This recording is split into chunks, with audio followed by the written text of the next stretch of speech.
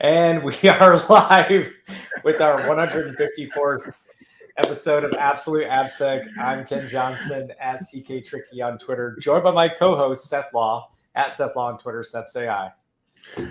Hey everybody, welcome to another episode. I have a feeling today is going to be a day, right? As far as just how life is going, right? Obviously we're a couple minutes behind when we scheduled to go live, but we've been talking about a couple other things, in the green room before we got started, making sure that we were prepped for the show, and just general bitching and. Pretty much. As happens when we get to Q4. That's realistically where we're at. And actually, one of the things that I was like that we were just talking about, and I know this is completely off topic from application security, but Ken, your experience this weekend being in Vegas, seeing AWS reInvent attendees, not as an attendee, yeah. I don't know how far. One. Yeah, I don't know how far we want to go down this road. But I've always said, right, we get to Vegas or we get to these conferences where there are quite a few attendees, and I always feel bad for people that are there not participating in the conference, right? And it's partially because we are, as an industry and as people, I guess, right? Like our group or our tribe seems to be pretty unaware of and inconsiderate of others that aren't part of the community, right? I mean, I've seen this behavior for years, especially during Black Hat and DEF CON in Vegas. It sounds like you ran into some similar things at reInvent. Just, it's not a good look. It's not a good look, right? Just my wife. So we were talking before, as Seth said. So I actually had no idea. It's a long story, but we actually moved a vacation that was supposed to be, or a few days off that was supposed to be like maybe what's it, December 7th? Yeah, it was supposed to be like a few weeks ago. But since we weren't able to do it due to jury duty, that's what caused the problem. We went later, and actually I had no idea reInvent was going on. I think somebody had asked me if I was going there for reInvent, but I didn't really put it together. I was like, no. And anyway, so I showed up, and I was wondering why, like, some of the hotels I wanted to book, like, I couldn't get any rooms, right? And I was like, there must be something going on. Well, it was reInvent, and I know I'm stupid for not knowing that, but whatever. So we got there. reInvent was like near where we were staying. Anyway, so it was just like I said, it was an eye opener, because I went there as a civilian, as a non-techie, as just happened to be there.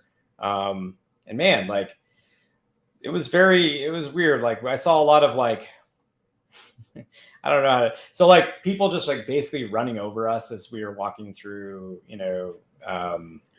anywhere really, and the four shops. You've got to get to your next session, right? I've got to get to my next session. Yeah, right. So literally, people like bulldozing over us. I'm not a small guy, and they're just like bulldozing over, and just constantly, trying to, like, basically just constantly doing that. And it was like brushing past you like you're not a human being. It was really annoying. Knocking shoulders and stuff. That's one thing.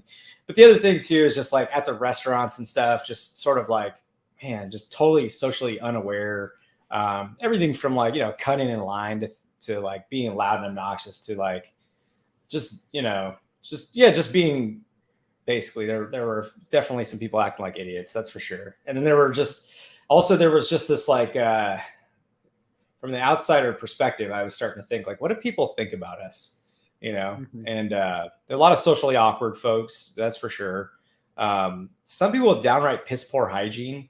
Like, I don't know, like, just straight up smelled like garbage. Like, some people did. I'm not saying, obviously this is just, like, a small portion. I'm not saying everybody. And I don't mean to, like, be offensive and like, shit all over folks, but I just, it was very eye-opening. Like, I was trying to tell you, I'm actually, like, dumb. I'm actually, like, taking all this down quite a bit to be nice. it was surprising. I wasn't a fan. I was like, wow, is that what people see of us and think of us when we hold these conferences and attend these conferences? And it definitely just made me think a lot. But yeah, it wasn't a pleasant experience, I will say, from the outside interacting with the attendees without them knowing or being a part of it, not having a lanyard being part of it. Yeah. A few years ago, right, DEF CON finally came down to, telling people like every day you should be taking a shower, right? Like there was just kind of this common courtesy. You're a person, we know the conference is going on for more than one day. So you've got to take care of yourself in an environment where it's not home, right? I don't know. It's an interesting thing. And I don't know if other industries have the same sort of backlash or the same sort of activity. I mean, I'm sure there's people in every industry that are going to drive you crazy, right? But yeah, I don't know. Sure. I just thought it was funny to have that discussion because it kind of set the tone. It did set the tone. I was like, man, because I was like, yeah, you're like, how's Vegas? I was like, well, it's okay. The other thing too is just like restaurants being nothing to do with reInvent, just stuff being closed permanently because of the economy having destroyed those restaurants. So I was telling you that like I went through my pool of like, okay, my wife and I have been to some of these other restaurants before. Let me dig into my pocket there and find a list of other restaurants I've been to that I liked. And sure enough, like all of those were permanently closed. So I was like, wow. Yeah. So, but to be clear, I don't want to like be like, oh, Ken's just shitting on AWS reInvent attendees. That's not it. All I'm saying is that from the outside in, like it was eye opening. I definitely saw some rude behavior, some lack of social skills, some there were obviously professionals as well. So there were positive experiences too. I mean, I saw like, people that clearly were wheeling and dealing and stuff like that. And, so there were definitely like some professional elements to all of it. But yeah, just like I said, it's weird when you're there and you accidentally stumble on a tech conference and you're like, whoa, like that is not a good look, So I think that's probably more common in Vegas, stumbling across some of those large conferences. I'm sure everybody, everybody's going to have some of that. Yeah, some of that bent in any population. So, yeah, but some of them were just plaster. That's going to happen, right? So, yeah, well, it is Vegas after all, right? It is Vegas, right? So, yeah. But on a more refreshing note, tomorrow, right? Ken and I are going to do our live code review, right? For midwinter nights, whatever we want to call it. We'll figure out a catchy title and we'll throw it out there. So watch for that. We're going to post it on YouTube and dig into a code base, use our framework that we teach, our course, go for a couple hours on a specific code base, on an open source code base. We don't know which one yet, but we'll figure that out. Along those lines, though, I did want to give a shout out to Sonar Source's code security advent calendar. I know there's a lot of like advent of code and everything else going on, but these ones I found interesting. Just posting up their Twitter handle here. Hey, real quick, Seth, going back to it, did we decide what time we're going to do? Because I know like I proposed 8 p.m. or 9 p.m. Eastern for tomorrow. Like have we pinned down a rough time? Does that sound about right? Yeah. That was. I thought it was going to be 8 p.m. Eastern. Right, it was my. Okay. That's what I've got. So. Okay. Cool. I'm going to set up the StreamYard for that now, and then I'll just put the link into Slack. Sweet. Okay. Yep. All right. So also into the YouTube channel. Sorry. Mm-hmm. Sweet. All right. So this Sonar Source. These are the guys that do Sonar Cube, Sonar Lint. They've been talking vulnerabilities, right? And every day they're posting a snippet of code. Sometimes it's C#. I've seen C#, PHP, but showing different vulnerabilities and asking people to identify. It's basically a spot the bug exercise that they're running. But they follow up the next day with, well, this is what it is. These are the people that found it, that commented on it. I mean, there's not a ton of people that are interacting with it, but it's a great little discussion point, right? Like, I know we've done this in the Slack channel before with interesting code snippets that you and I have found. We'll post them up, have a discussion about what it is, what the vulnerabilities are, why. But it's interesting to see other companies start to do that, and also just like the awareness being grown from that, from a code review perspective, as opposed to the dynamic side of things. So if you're interested, go take a look at that at the Sonar Source. Man, I can't talk today. Sonar Source Code Advent 2021, and let us know what you think. Right, but along those same lines, join us tomorrow as we do the same thing with a code base that we have no idea if it has vulnerabilities or not. We'll see what we can find. Yep, I'm actually really excited. If you have, which I just set up the stream. If you have like a source code base that you'd like us to review, you can put that in Slack, put that in the YouTube comments, or just email us info@absoluteappsec.com. Again, that's info@absoluteappsec.com. Obviously, this is some code base that we're going to show to the world. So, make it something that's public and on, one of the source code providers. Like, ideally, you're not sending us a zip file that's like your company's private code. We're not going to do that. Right. But so just give us the publicly hosted repo that you would like us to see, or would like to see us fumble trying to review.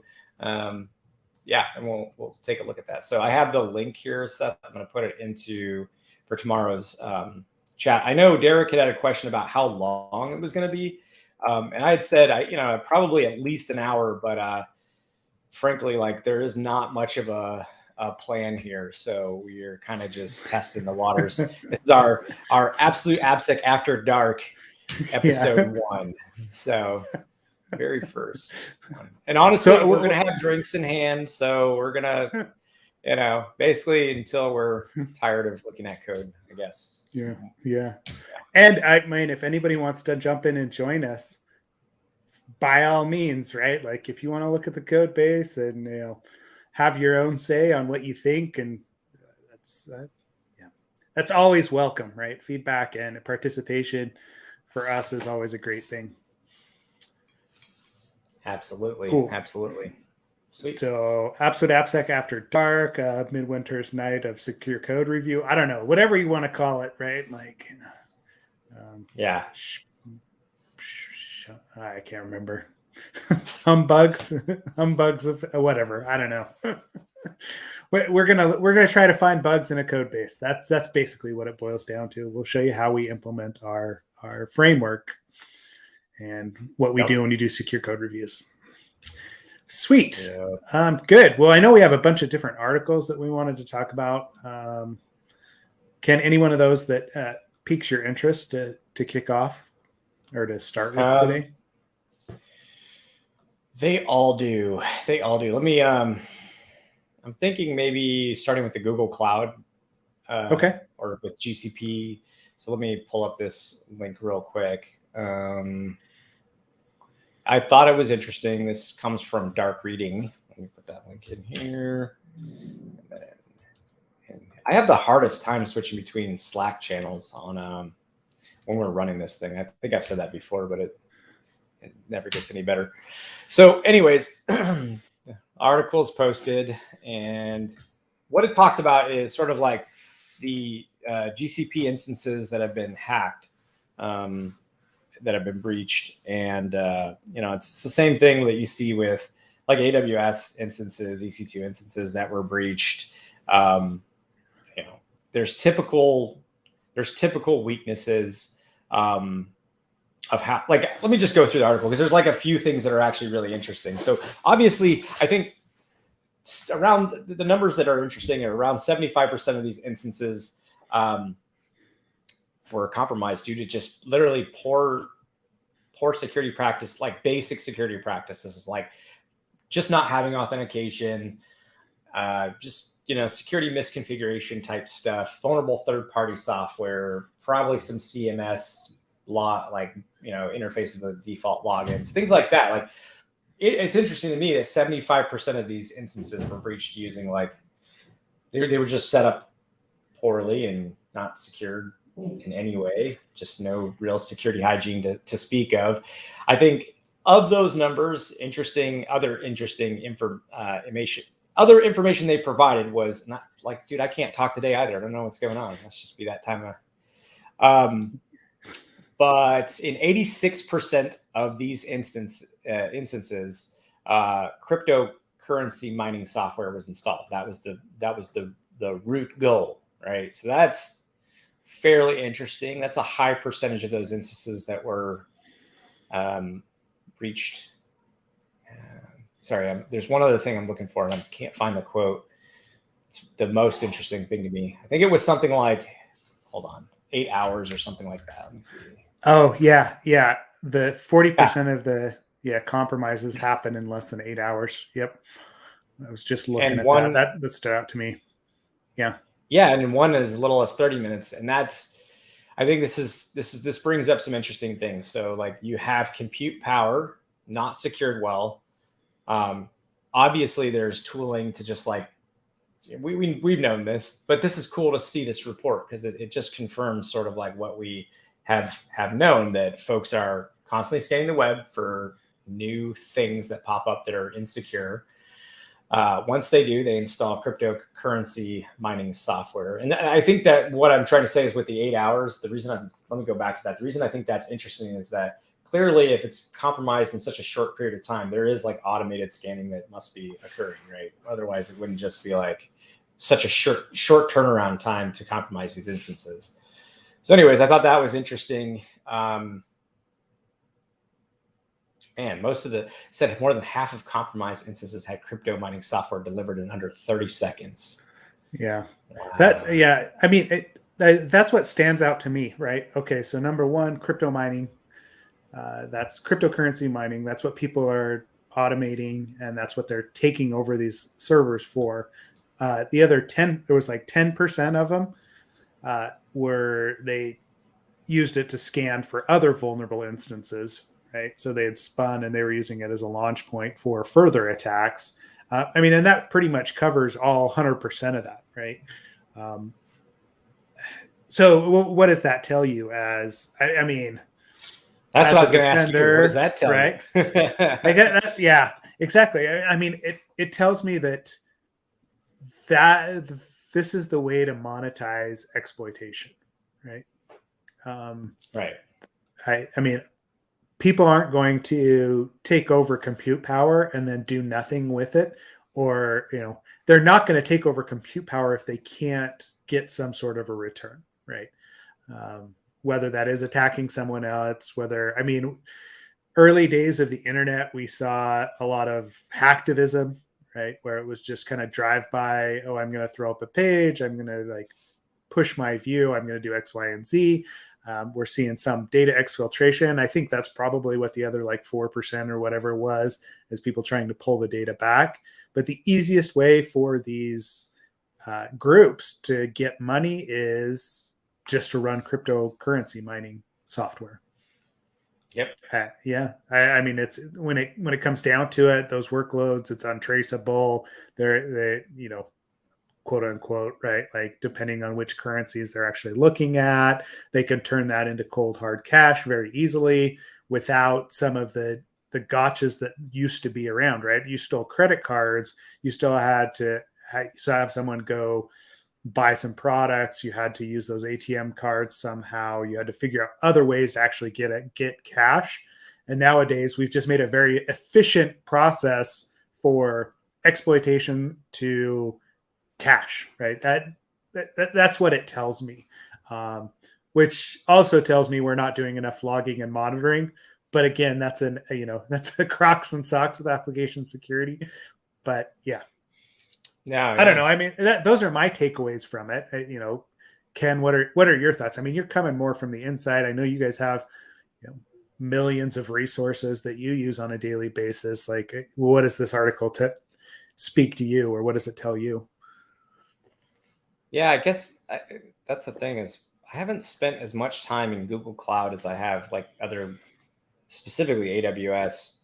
Azure I've done a little bit with, but most of my experience has been in AWS, and yeah, it's these platforms do allow you to shoot yourself in the foot. I mean, they allow you to do anything you want, and that's the whole idea, right? It's not like, let me organize this thought here. So I think with AWS, there's at least warnings if you're doing things that are like, I don't know, having open ports like that shouldn't be open on an EC2 instance, or creating an account with like, I don't know. There's all kinds of like basically little pop-ups that warn you about certain things, right? Doing things insecurely. And I don't know how that sits like with Google. I don't know how Google does with like default. If you're choosing like default configurations, opening up ports to the world, creating roles with like tons of permissions and assigning it to things, like I don't know what warnings are there in Google Cloud because I'm not as knowledgeable with Google Cloud. However, I mean, that's pretty much that's the extent of, I think, what those providers can do. If the problem is like putting, say, web apps on there with default, admin login or CMS logins, or, just having like it in development mode and it's supposed to be a production app, or having some unauthed file server or unauthed in, I mean, that's one of the things they talk about. It's just not having any authentication. It's hard. You can do as much as you can do to secure the actual compute resource, but like ultimately how the software that sits on top of that compute resource is configured, it's going to have a huge impact on whether or not that system's secure, right? It's hard for me to say like if this is a shared responsibility, like, or what part of that shared responsibility model the sort of burden lies here. I suspect it's on both. I've never found Google Cloud to be incredibly intuitive. I've had people tell me that's incorrect, and they absolutely feel like Google Cloud's intuitive and easy to use and organized well. Yeah, I've had one person say that. So yeah, I don't know. Like, do you have experience with Google Cloud, Seth? Like other than what we did 5 years ago or so?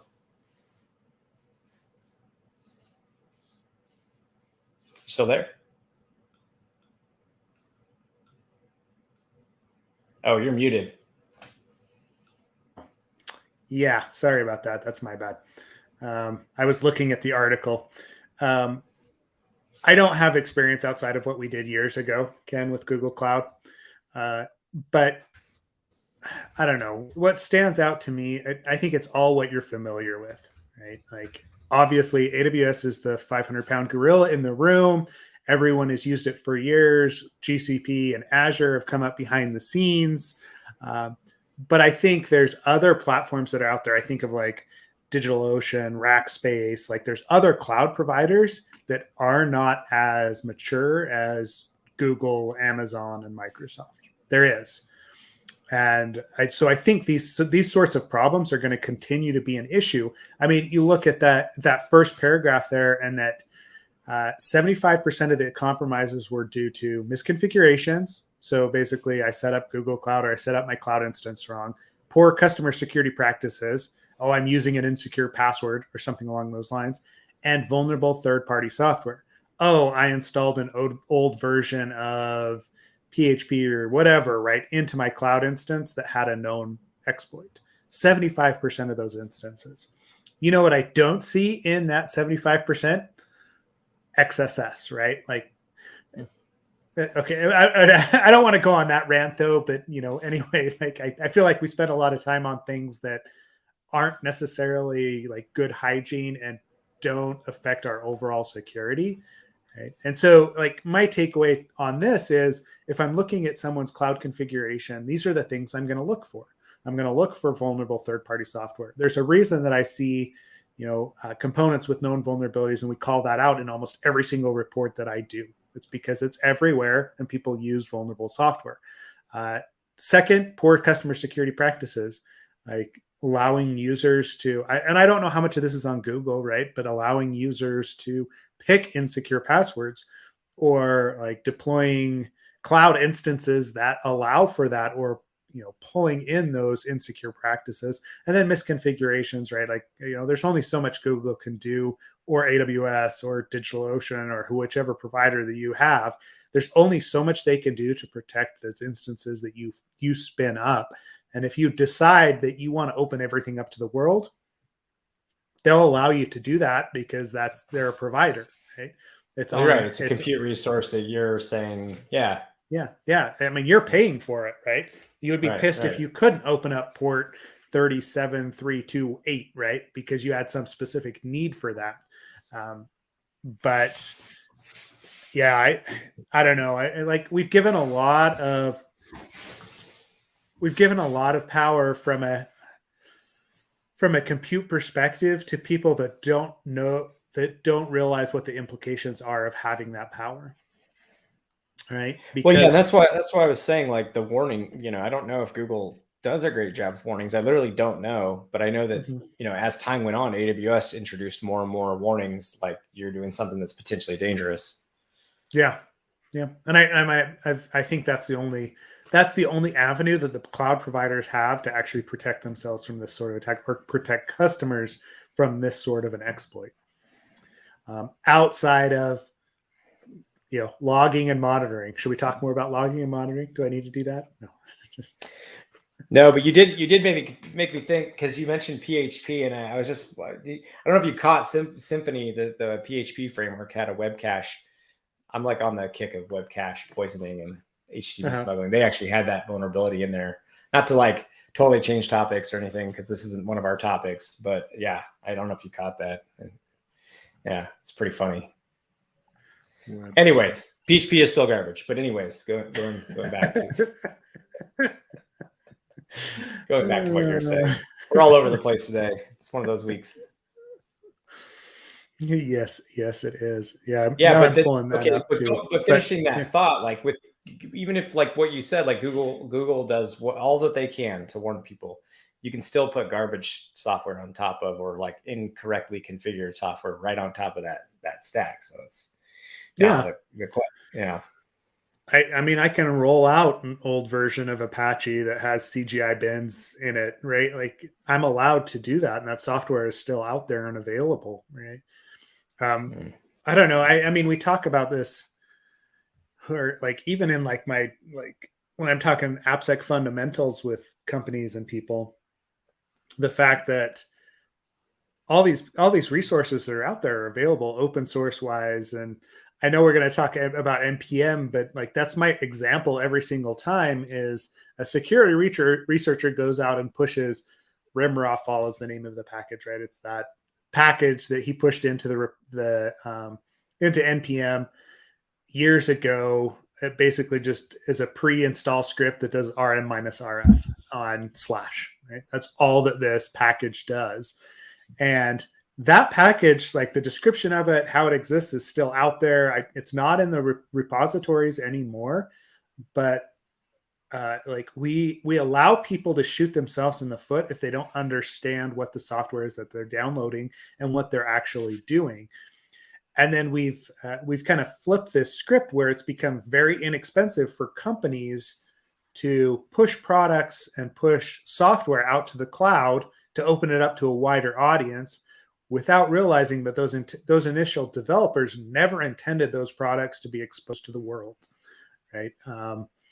And then we don't do any sort of threat analysis. We don't there's just so many competing factors that result in the situation that we're at today, which is basically, hey, we have all this computing power and it's being stolen and used for purposes that were unintended. Let me ask you this. Mm-hmm. Out of the two entities, the end user and Google Cloud, which do you think has the most vested in securing these assets? Oh, the customer. Google Cloud's going to get paid either way, right? AWS gets paid either way. You get a cryptocurrency miner installed in an EC2 instance or on one of these GCP instances. Who's the one that's on the hook to pay that? I'm pretty sure it's not GCP. It's not AWS. It's the customer. I think that's a question mark for me, because I've definitely seen instances where. Yeah. What's that? Yeah. Okay. Yeah. No, I was going to say, I actually don't know, because I know I think AWS has in the past been pretty forgiving, of bills that get out of hand real quickly, which is, again, I think why they do a bit more with telemetry and limiting things and warning you to default. Again, I'm speculating. Maybe that's evolved over time, and they're like, "Hey, we've given you more controls, so we're less forgiving on the billing side." But back say 4 or 5 years ago, they were pretty forgiving on bills being run up, and then we're talking like $50,000 bills, $100,000 bills. They're pretty forgiving, as long as you. I think one of the things is they had a caveat that you were supposed to at least do some basic work to like do, basically to meet the security hygiene minimums. Yeah.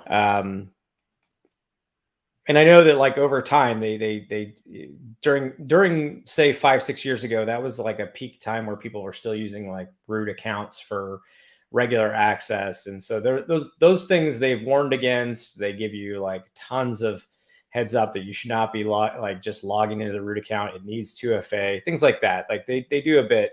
And so I think if you don't follow those controls, you could be liable. But I just wonder how forgiving Google is, or if Google's like, yeah, well, you're going to pay regardless. And like at that point, do the, and then does the end user care, like that company care? The one who's being charged, is it an amount of money that's even worth noting, really? So I don't know. Like, I guess part of me is also just a lot of question marks on who ends up paying for this, who cares, who has a vested interest in securing it, and will this ever change? I think is so the answer to the last one is no, it will not. but the other ones, right? Like I know I'm pretty cynical, right? And I'm coming at it probably from the viewpoint of, this is what I'm expecting a large company to do, right? I know there's like I know they've been forgiving in the past, like AWS and so Amazon and Google, especially. But part of me is also cynical about that, because they want to keep you as a customer on their platform. So like they're looking at it from a long-term perspective and a customer relationship, how much it costs to actually get a new customer onto the platform. It's going to make sense that they're going to take some of that blame, and they're going to try and improve things so that it doesn't happen again, so that customers trust the platform and stay on it. And so, I guess you're right. That's what I'm circling around and getting to, is that eventually both parties share some of the blame, and then they also share some of the costs that's involved with that. Because we do make it so easy to, like GCP or AWS makes it easy in some situations, right, to expose data, expose computing power. You can choose passwords that are insecure, even if you tell them, even if the platform says you shouldn't, right? That sort of stuff is all available. So I don't know. I don't know how far they would go, though, right? Like, especially with a repeat offender. Like, if it happens once, all right, you learned your lesson, you move on as a consumer of GCP. But what happens when it's the third or fourth offense and you've had another? That's what I'm wondering, right? Yeah. Yeah. Is there a limit to that? Is it like, I haven't even looked it up, but I'm curious if there's like a, you have this many infractions in a certain amount of time where you have to like restrict your. And that's my other question there, right? Like they analyze this. And they say, 50 recently compromised Google Cloud Platform instances, right? So does that mean actual like control of the whole Google Cloud account? Or does that just mean one of the instances that's running on top of GCP, right? Because that's a kind of a completely different exploit when it comes down to it, or it's different capabilities that are available. I don't know. I mean, we may have to dig into that Threat Horizons report, right? Because that's what Dark Reading did. There's a report published by Google in November that's called their first ever Threat Horizons report, and that's where they enumerate all of this and they talk about each of the different vulnerabilities. And so this article is a distilled version of that. Perfect. Yeah, I want to dig in a little bit more on the actual raw data follow up there. Use the billing history and meet a minimum bar to give some forgiveness.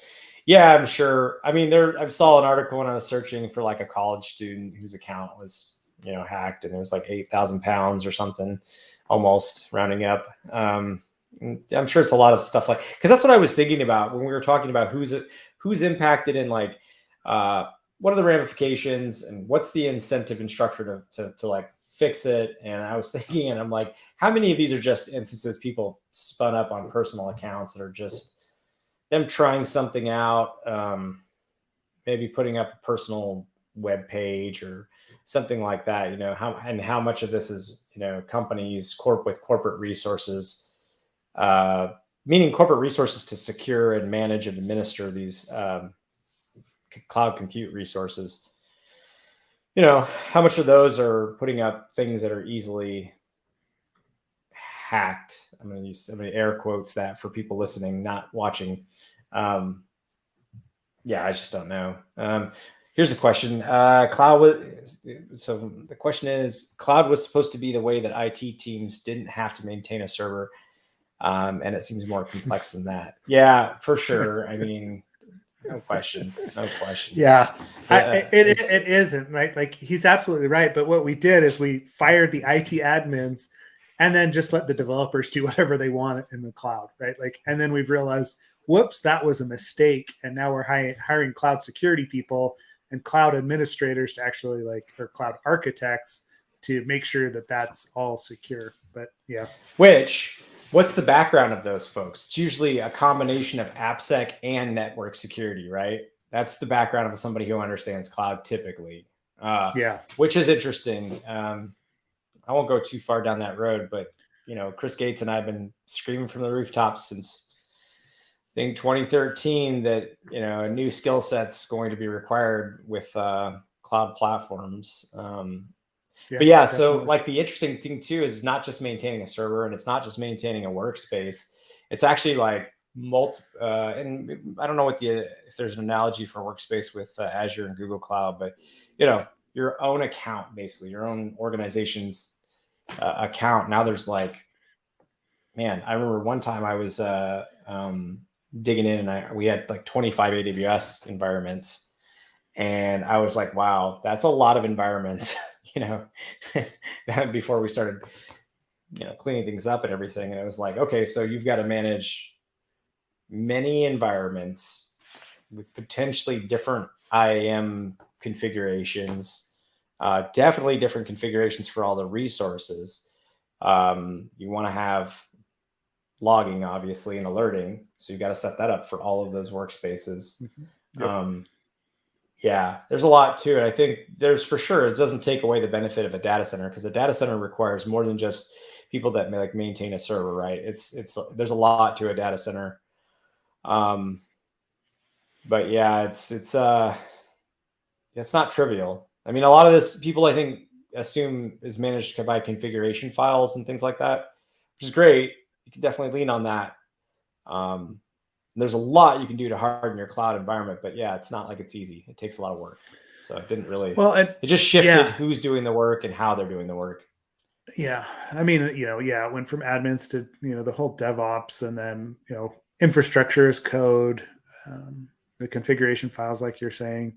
The other thing that I'm taking away from the Threat Horizons report and from this article is, again, it's your typical kind of security hygiene that needs to be done, but it's also like how many years have we preached you don't want to be the low-hanging fruit, right? You don't want to be the one that's vulnerable to that instance that is scannable, easily discoverable, and then exploitable by some of these bot networks.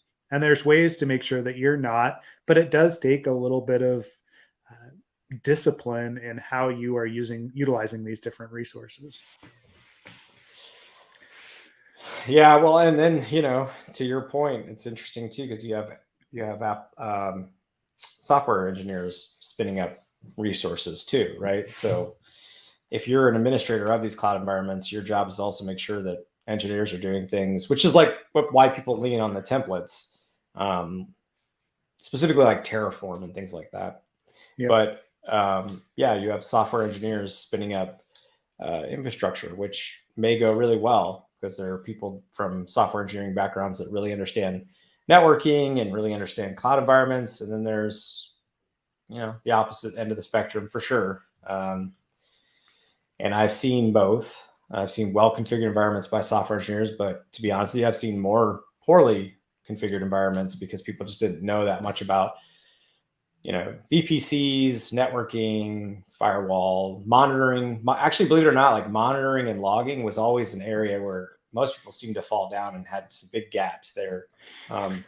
Setting up like real immediate alerts for things. Yeah. Surprise. Yeah, I would link to one of the talks I've given in the past about securing AWS, but like they're probably dated. I think the last one was at like AppSec Cali in 2016 or something like that. I can't remember. So it's been a while. Yeah, there's been quite a bit. I mean, and I'd be interested to see what came out of reInvent from the security side of things, right? I know they've got a lot of security partners helping build different applications and security into the cloud. But they usually have some good announcements as far as new features. If you're not following, Scott Piper on Twitter, I'll have to find his, his Twitter handle. He follows it pretty closely, and he's been on the podcast before. We had Scott come on. It was a couple of years ago at this point, but let me find him. I was hoping to run into someone okay, I know I said I had some incidents that were really annoying for sure at reInvent. Well, not at reInvent, near reInvent, I should say. I was hoping though to run into like some of our security friends there, but so since it was happening, I was thinking hopefully like organically I'd run into somebody who didn't. But Scott Piper. Yeah, Scott's good. Also, Mike McCabe. We're going to have him back on the podcast, and he's doing a lot of cloud security. So we're actually going to pick his brain. I think he was thinking about coming on in the next couple of weeks. So I'll lock down the dates. But yeah, we'll get some more cloud security info from Mike. I know he's been playing a lot in that space, right? Just from a consulting perspective, and his cadre of consultants, that's what they've been pushed into. And so there's a lot of interesting stuff there. He may have some good insight into the GCP stuff because I know he's been dealing more and more with that just based on client demand. So. Well, I know we spent a lot of time on this one. So I did want to, if it's okay, just real quick, just mention, I don't really want to speak too much to this, but I just want to drop the article if it's cool with you for NPM. Yeah. Okay, cool. So just real quick, as of today, NPM has rolled out and is having NPM publishers, so people that write packages. Everyone's being opted into a new, stronger login verification system. Obviously, introducing stronger authentication is usually a good way to thwart. And they talk about it. Account takeovers, ATOs. So yeah, which they mention ATOs such as like credential stuffing. I'm just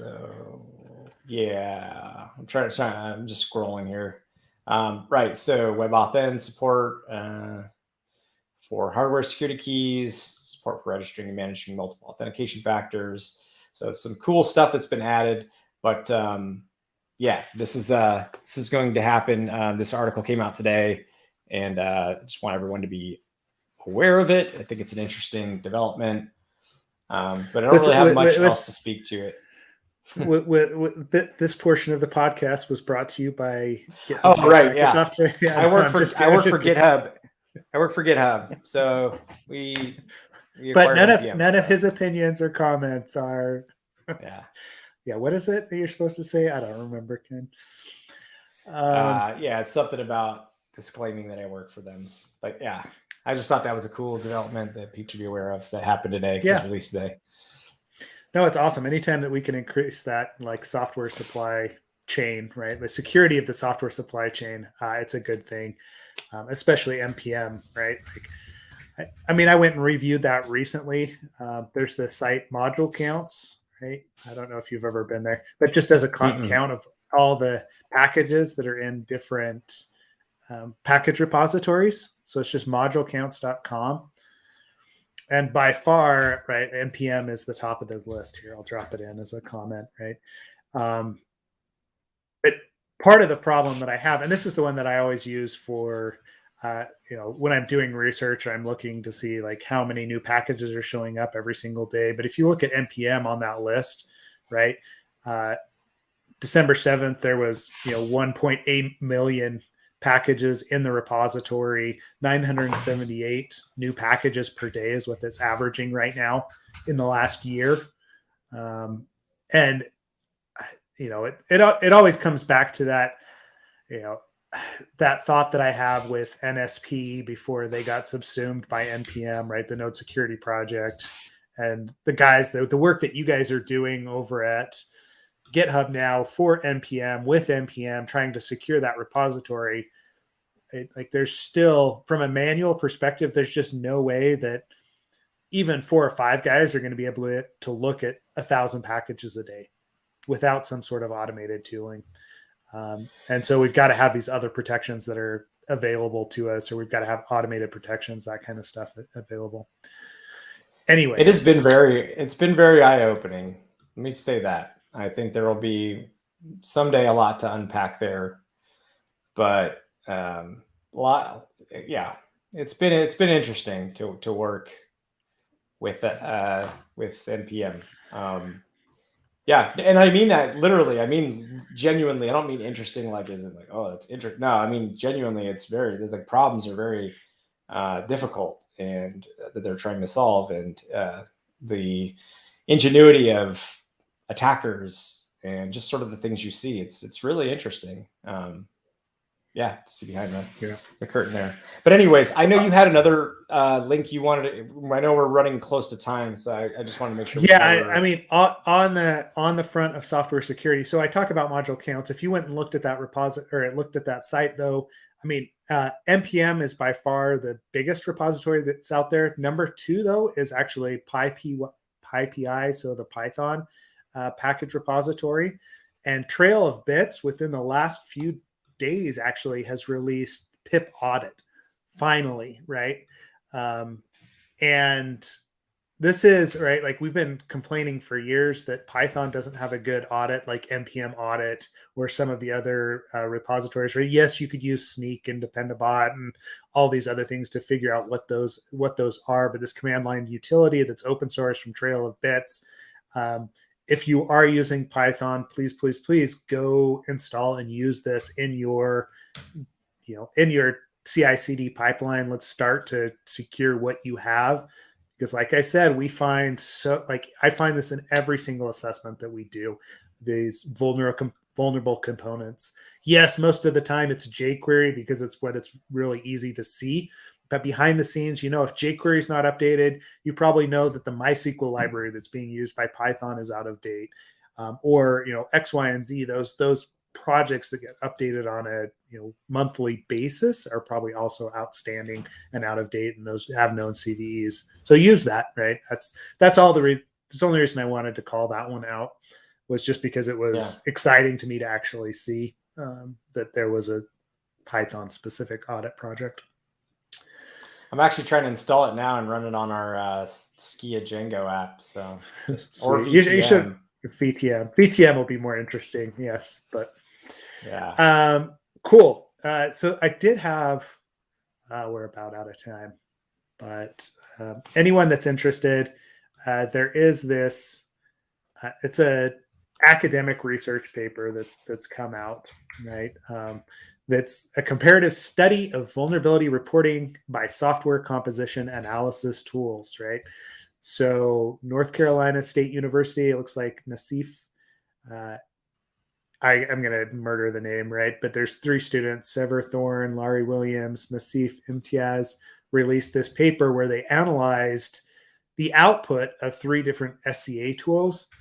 And it's very eye-opening as far as the weaknesses and strength of both open source and commercial dependency analysis tools, right? What's being found, how actionable they actually are, if they are unique vulnerabilities,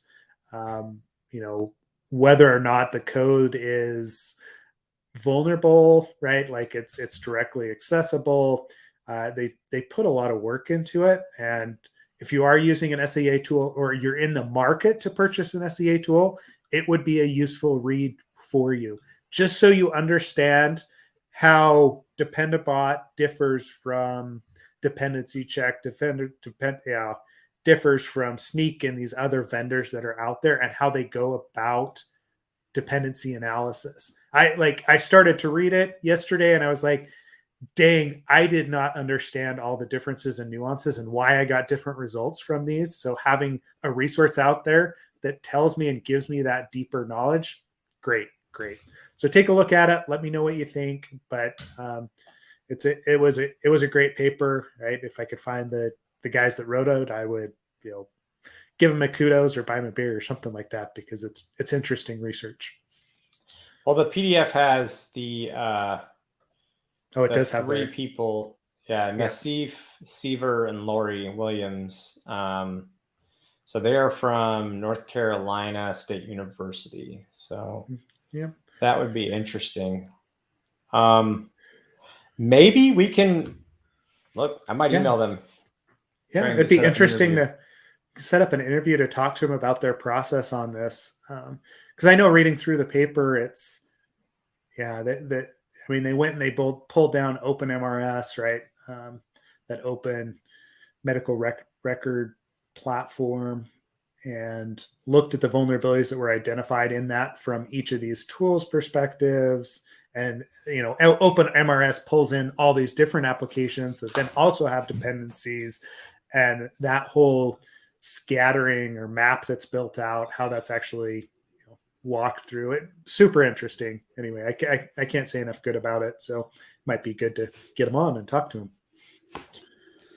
That's awesome. I'm going to go ahead and email them after this podcast and episode. Yeah. Scott, hey, Scott in a bit. So cool. Yeah, I guess you helped out Scott. That's awesome. Good, Scott. Yeah, no, that's how we do it. Yeah, I think I'll just reach out to them and see what we can do here, because I'd love to get them on and pick their brain. Yep. And if you have other interesting research that you find, please share it. Interesting code snippets. If you are participating in, Advent of Code, we have a separate Slack channel that's set up for that. There's a few of our listeners and friends that are in there that are doing Advent of Code. But otherwise, we're going to be back tomorrow night, and we're going to be having some fun looking at source code until it's not fun anymore and we decide to go to bed, right? Yep. I can't wait. So again, info@absoluteappsec.com. Send it there, and we can make sure that. Sorry, I got distracted. There's somebody walking through my yard, and I don't know who they are. So my apologies. I got distracted there. It's always weird when you see people walking through your yard and you have no idea who they are. So I have to go ask questions here in a minute. No worries. Cool. All right. Well, then in that case, we'll close it up for today. Join us tomorrow to, review code, join the Slack channel, send us, repositories that you want us to consider for review. And otherwise, we'll see everybody tomorrow. Anybody that's available, feel free to join us. I can't wait. So yeah, send any source code to info@absoluteappsec.com or Ken at absoluteappsec.com or Seth at absolute, whoever you want to email. You can email all the people. Just let us know what you want to see us review. Sweet. And make it tricky and hard on us. Make us embarrass ourselves. That's the point. We want to show how we want to show ourselves stumble. So show how awful it is when we actually get into it. All right. Thanks everybody for joining today. Thanks. All right.